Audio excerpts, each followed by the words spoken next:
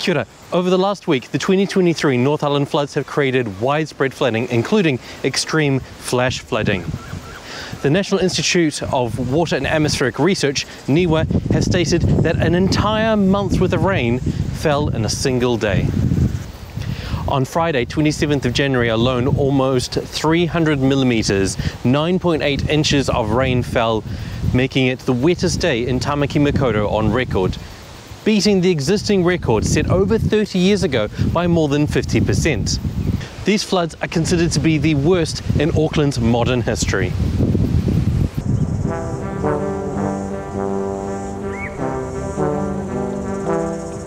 Many parks in the region have flooded, some specifically designed to do so and alleviate flooding from other, more critical infrastructure. Here, the flooding has been affectionately named the Domain Lake, here in Auckland Domain in Maunga, Pukekawa. Over the weekend, a number of people have come and swum, paddled and kitesurfed in the water, covering the rugby and cricket grounds. Authorities advise against entering floodwaters. You don't know what's in the water, you can't see where you're going, there may be currents. Additionally, because we have severely underinvested in our infrastructure, when we have severe weather events, stormwater ends up overpowering our wastewater system and flushing sewage out into the water. Additionally, floodwater can run through industrial sites and wash all sorts of other toxins into the water. But here's the thing, this isn't Auckland Domain's first lake. These cricket grounds were originally a lake.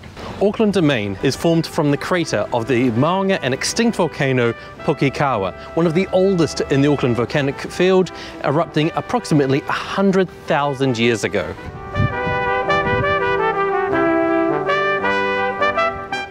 It consists of a large explosion crater surrounded by a tuff ring, and in the center is a small scoria cone named Pukekawa.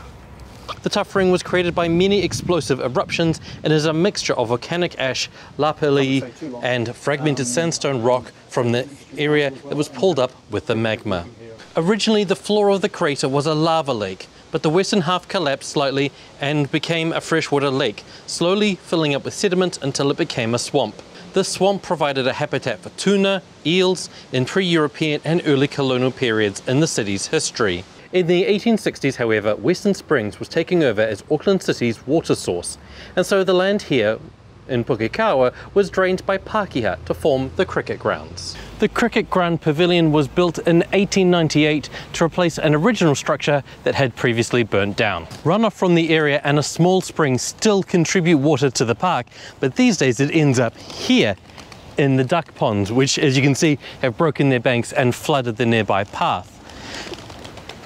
These are the last remains of the Auckland Acclimatisation Society, which had their gardens here from 1862. They eventually went on to form the Auckland Botanic Gardens and Manurewa in the 1960s.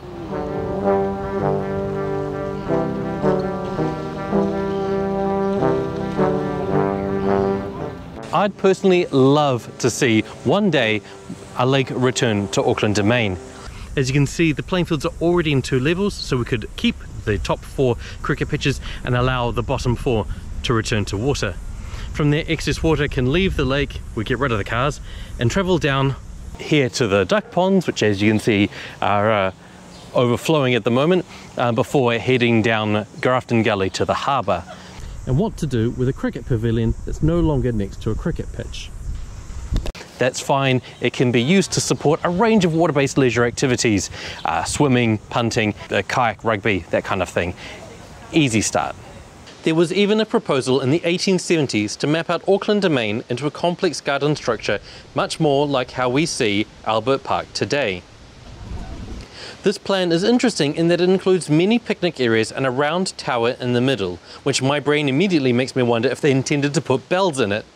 One of the reasons why I'd love to see cars removed from Auckland Domain is not just because it would make it more pleasant to be a pedestrian or a cyclist, but also because in many parts of the Domain, including where I am right now, there aren't any footpaths. So you've got two options. You can walk in the mud, or you can share with the cars, who often drive significantly over the speed limit and in quite a dangerous manner. So what do you think? Should Auckland Domain be returned to a lake? Leave your thoughts in the comments down below.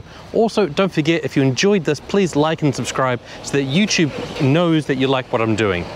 Ka kite anō.